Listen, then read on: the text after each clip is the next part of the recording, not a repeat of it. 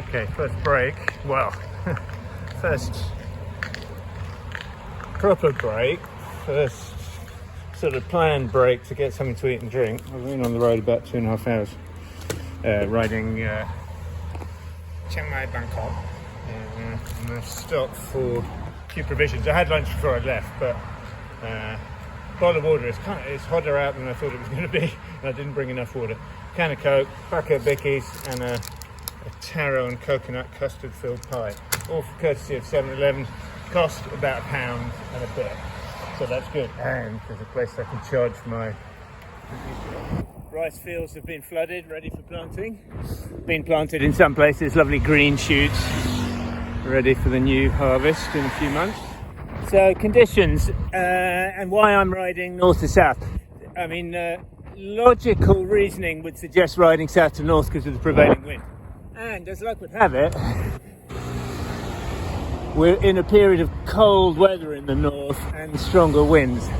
But I only learned that just after I planned this, and I'd already bought my ticket back, so got to suck it up. That said, most of the climbing's this end, and then it's sort of the last 400k sort of rolling downhill into Bangkok.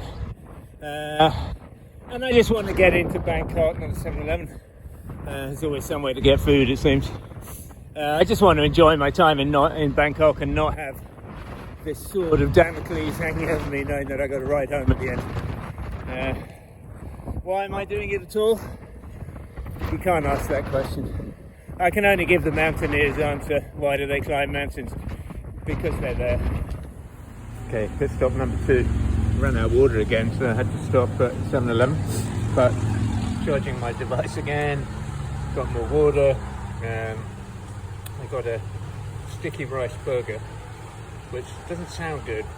Basically, the burger bun is replaced by sticky rice, and there's some indeterminate filling, but pretty good actually, and heavy, lots of calories, and salt and sugar.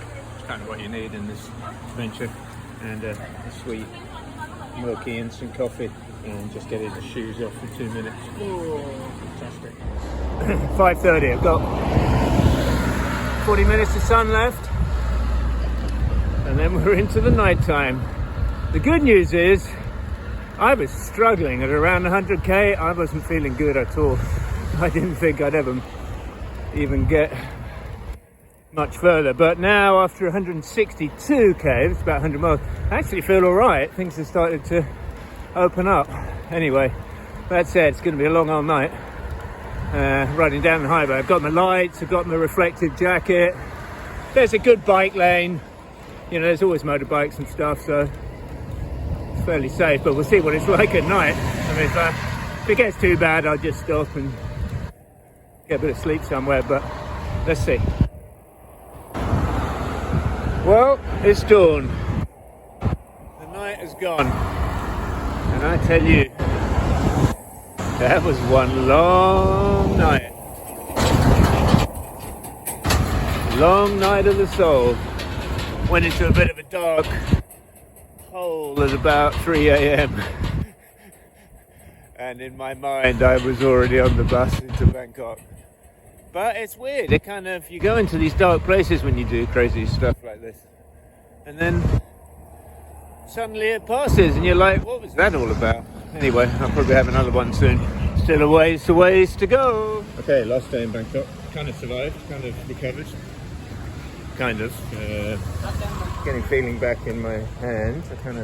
My arm went a bit numb for the last couple of days. It's been nice to hang out in Bangkok and eat. I like Bangkok, couldn't live here. Way too hectic, but for a few days it's kind of fun. Staying in a nice area for Phuket in Rat Katong district, which is cool. Nice little hostel, got my own room. Yeah, final reflections on that ride. I know a few people said that who've done similar rides, who've done it in groups, but I have to say it's completely different doing something like that solo. When you get into a dark place, and I got into a very dark place at about 3 a.m, 10 hours into the night, I was just in a world of despond and despair, and had mentally pulled the plug and was heading for the bus.